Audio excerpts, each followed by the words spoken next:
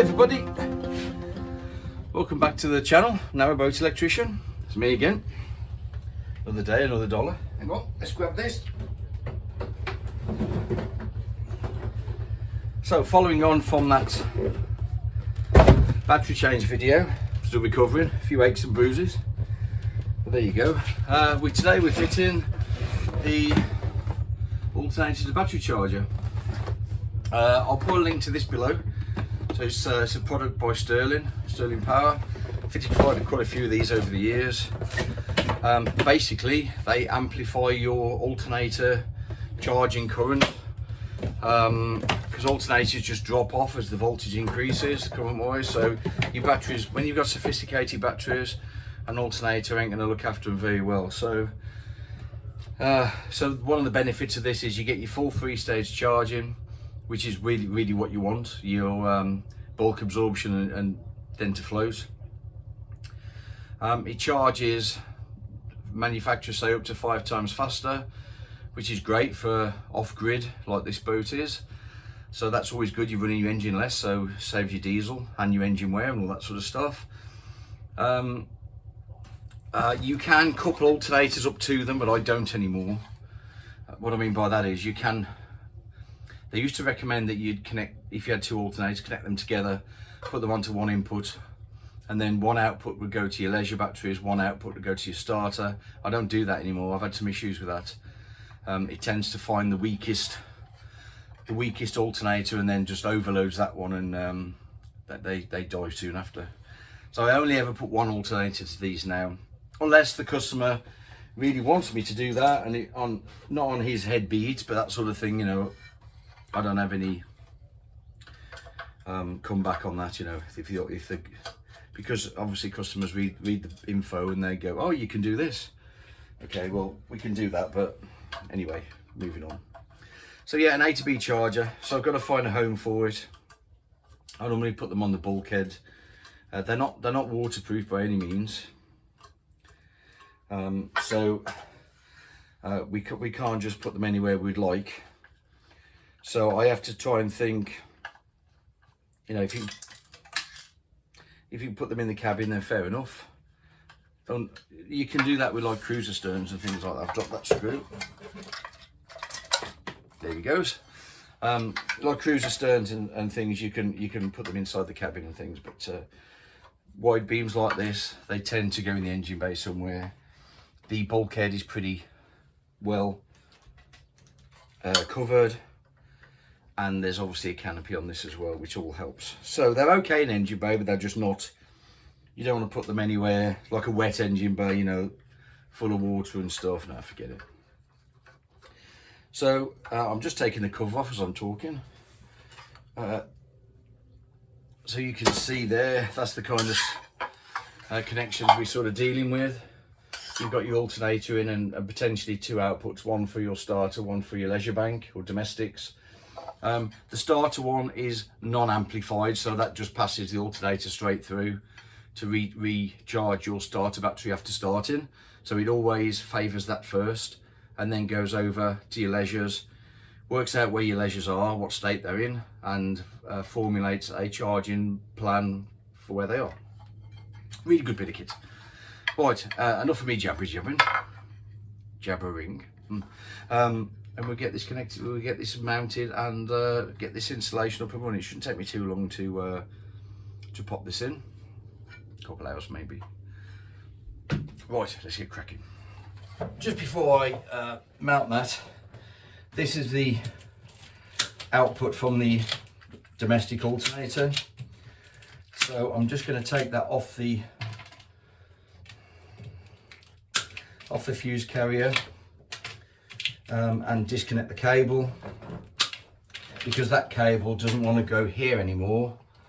It needs to go to that A2B charger. So I can disconnect that there, and also that makes that cable dead, or not live, not as a positive potential for me disconnecting the alternator itself. I'm just let's take the right one off, shall we?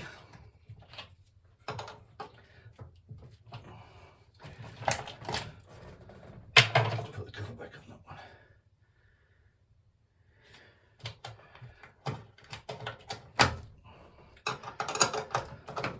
Right, this goes on to a mega fuse, 250 amp mega fuse.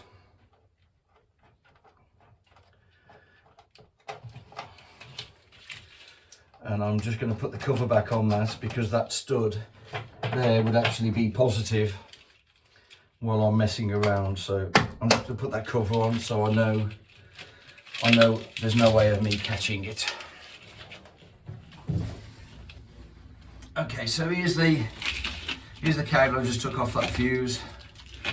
So you can see, well, can you see? I'm going to try a good amount on this bulkhead here, and I can use this cable existing already to mount to the alternator input on that. Where are you? Alternator input on the A2B. So that's already determined. I could put a new cable in if I wanted to, but if I can use the original cable, why wouldn't I? Save the customer a few quid and a little bit less for me to do.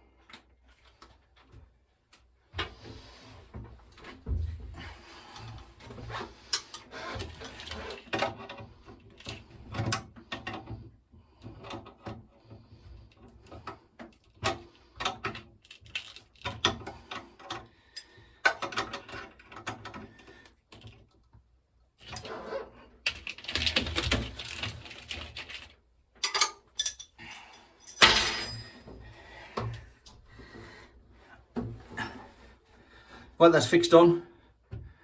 No, I'm talking to the camera.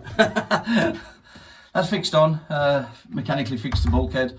Protected by from rain and all that sort of stuff. That's the input from the alternator. I've got to put the output on. But two things on these. There's an alternator temperature sensor, which I'm going to do now. And there's a battery temperature sensor as well. We'll get them on first. And there's this link, which I really never like. This link you have to connect to a cable and go back to negative. It's not carrying load, it's just reference really, but I'll show you how I join that anyway. So here's the temperature sensor here. the alternator. And what that does, it's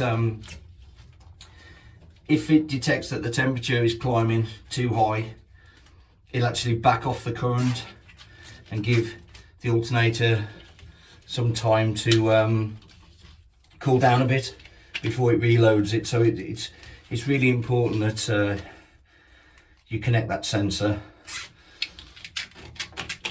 And I've just run the sensor in the same flexible conduit as the charge cable. So I'm just reclipping that now.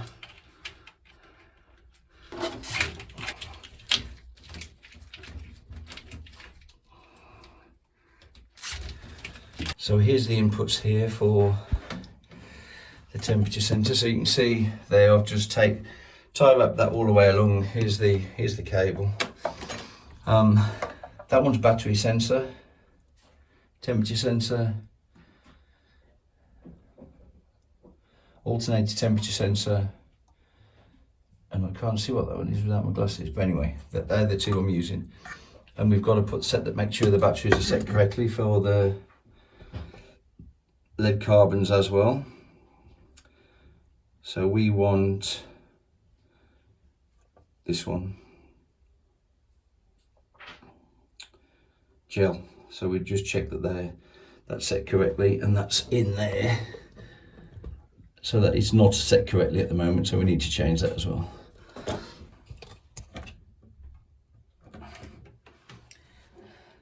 Well, that's the temperature sensor for the alternator.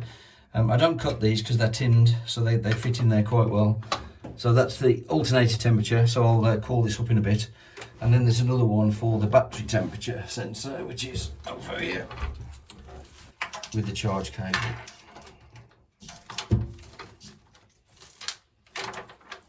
That one just goes in below it.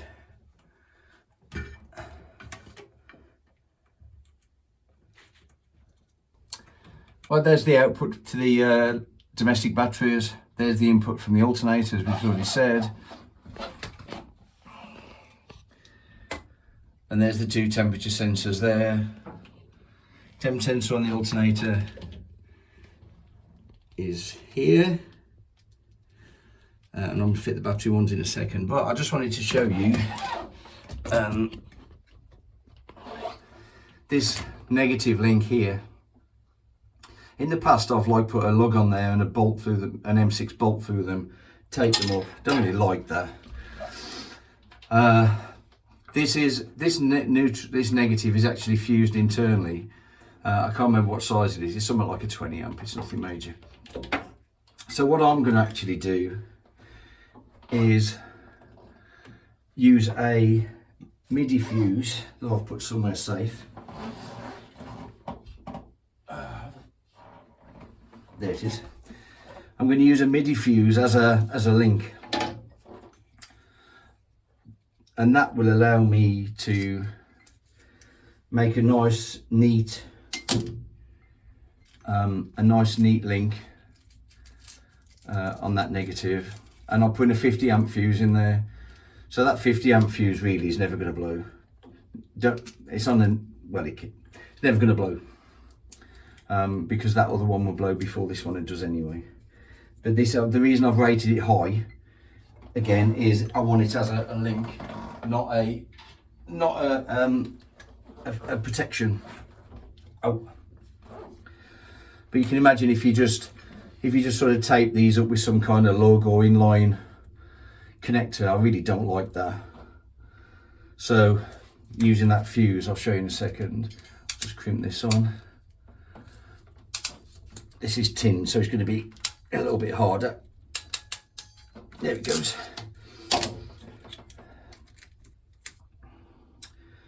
Put the nut somewhere safe. And then drop it again. This is what I normally do.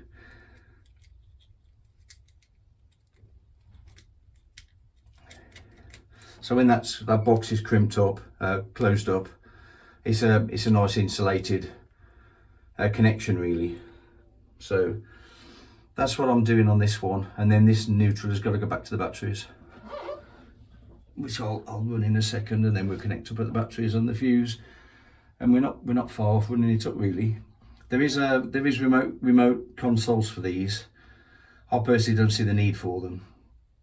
I think they're more complicated than they need to be.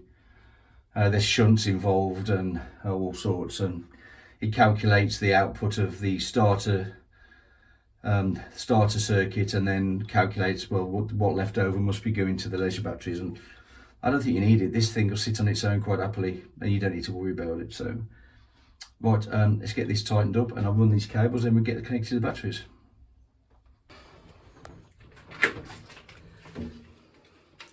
Right, just connect to the fuse now. I've got to pop back to the van and get a lug for that 10mm. What did I do with that?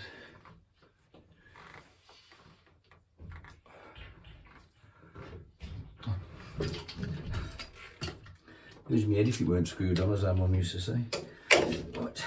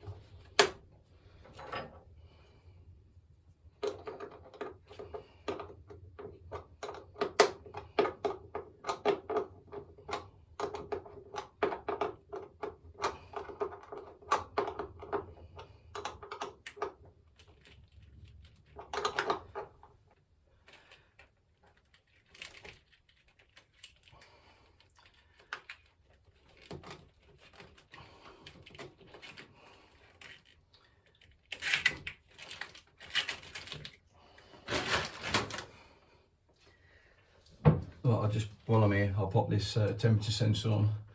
He's got a negative somewhere in the, not a terminal on the outside, somewhere in the middle of the battery somewhere. And he's got a negative as well, so just going to pop that on. And then all I've got to do then is go and fetch a lug for that 10mm. We should be able to get it fired up. Right, the engine's running.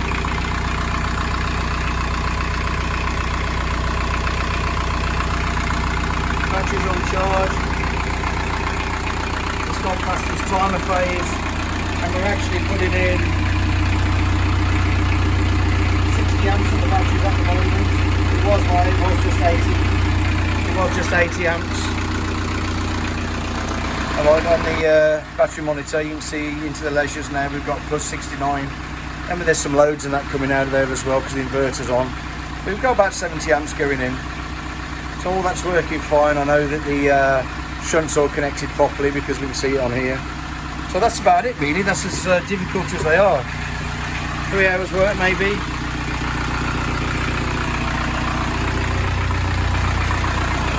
There it is on the bulkhead, protected from the weather. All the cables in flexi conduit, fuse at the batteries like it should be. Happy days, not too bad at all. So customers really happy with that. You can get the, like I say, the remote control panels for those. I think they're more complicated than they need to be. So with that, you switch the engine on, it works. Switch the engine off, it stops. I like stuff like that. So there you go. That's alternated battery charger from Sterling. I'll put the link below for that. Don't make any money on that, not sponsored by them, but it's a really good piece of kit. We have one on our boat. So yeah, thanks for watching. If you'd like to subscribe, happy days. If you want more, if you want some technical advice and stuff like that, consider becoming a patron. So patrons have direct access by email, different levels, but I'm also available for consulting as well. So yeah, thanks for watching. Hope you got something out of that. You can see how easy that is. Customer will find his batteries are charging much faster at the proper rate, and the 3-stage charging, which those batteries will really benefit from. So it's a win-win. Not cheap, but it's win-win. And if you're going to spend that much on batteries, why wouldn't you spend a bit more and look after them? Happy days. So right, that's me here on the Gloucester Sharpness Canal for today. I've got to go and have a look at a charging problem on a Dutch barge now. And yeah, I'll see you next time, guys. Hope you enjoyed that, and catch you all soon. Stay safe. Bye.